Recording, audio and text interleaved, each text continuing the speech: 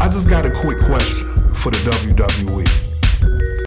Where the hell is Jacob Fatu? See, y'all doing exactly what I thought y'all would do, but I just hope that y'all wouldn't do.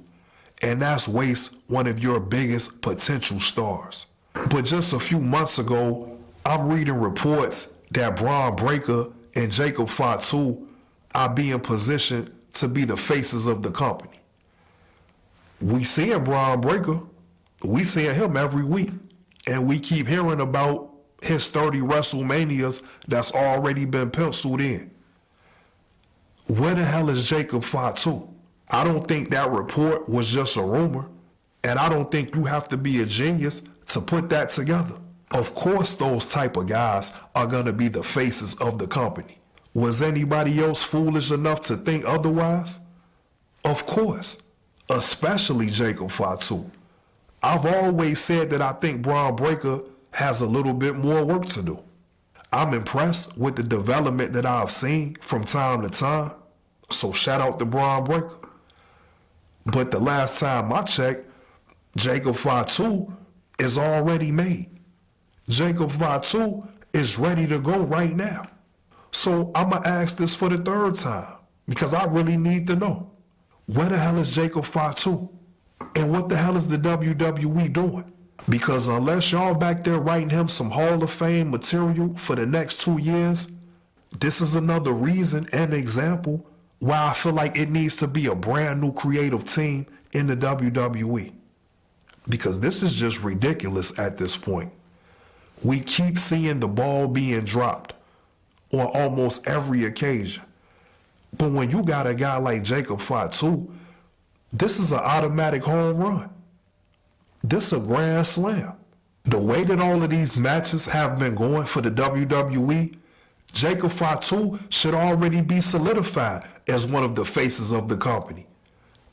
He could be having the best match out of all of these premium live events that we've seen over the past few months.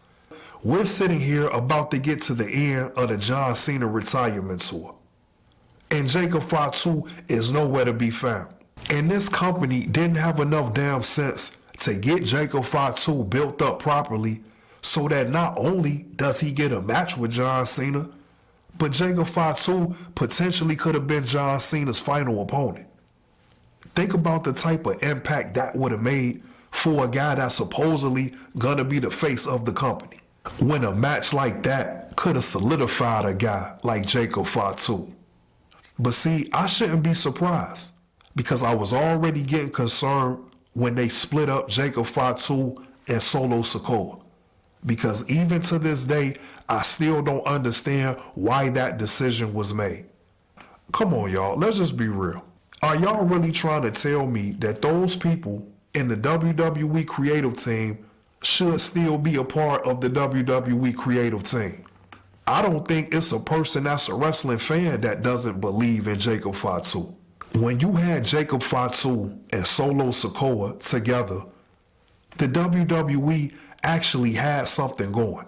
As long as you had a unit with just those two guys alone, it was cash money. And the WWE surprised the hell out of me when they doubled down on being brilliant by adding Tama Tonga and Tonga Loa. These moves were made by a genius, and apparently the WWE must have got rid of that individual, because we haven't seen that level of thought put into this product in quite some time. The point is, that version of the family tree or the second bloodline was a dangerous group. And slowly but surely, week after week, they all were making a name for themselves. Even Tonga Loa was turning into a star, and sometimes just by doing stupid shit, it didn't matter what was going on, it all turned into hit TV. Even when Jacob Fatu and the Tongas went to NXT without Solo Sikoa, they almost looked more dangerous with just those three guys. If you go back and watch that episode of NXT, they almost felt like a whole different group. Maybe the WWE feel like it's too much going on right now, and they want to let Jacob Fatu just take a little bit of time before he's the main focus. But that's just me trying to find a silver lining. Even I don't believe that, because that'll be giving WWE too much credit. The truth of the matter is, they don't know what to do for Jacob Fatu. I started to get concerned when some of the last promos that Jacob Fatu had sounded like he was trying to drop a mixtape. And I just wasn't a fan of that.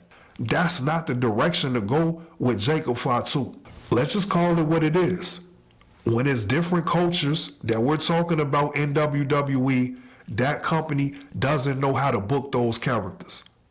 They don't know how to write for those characters, and they certainly don't have any real direction for those competitors.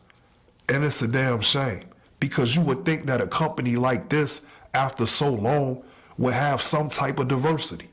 But I think after all of these years of dropping the ball when it comes to this subject, it's going to be very obvious if the WWE drops the ball with Jacob Fatu. This man was already making himself a star right out of the gate. All you had to do was just leave him the hell alone.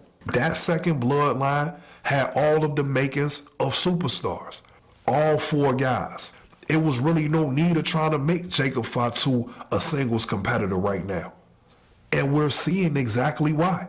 Jacob Fatu hasn't even had another opponent other than Solo Sikoa. And it's not a total exaggeration. Besides maybe 2 or 3 people, the only opponent that Jacob Fatu has had has been Solo Sikoa, the person that he should be in the group with. Not to mention somebody that's actually his family. Why wouldn't a family want to dominate together in the biggest wrestling promotion in the world? Even on the face of that shows stupid wrestling psychology. What family is looking forward to fighting each other when it comes to a professional sport? And I know some people probably feel like Jacob Fatu is better off being a singles competitor. But let me challenge you with this. Do y'all think that Jacob Fatu felt more dangerous when he was an enforcer for Solo Sikoa? Or does he feel dangerous at all as a singles competitor? When Jacob Fatu was an enforcer, he felt like a real problem for the entire roster. As a singles competitor, Jacob Fatu just seems more likable. Not that that's a bad thing, but it takes away from the aura of being dangerous. The thing that he's supposed to excel at. His character in particular. Jacob Fatu is coming from a version of the bloodline that favors Umaga. And we already know that Umaga was one of the best villains that the WWE had at that time. That's the exact type of aura that Jacob Fatu should have. The same type of aura I thought he had when he first got to the WWE. And for some reason unknown to man, now Jacob Fatu is MIA.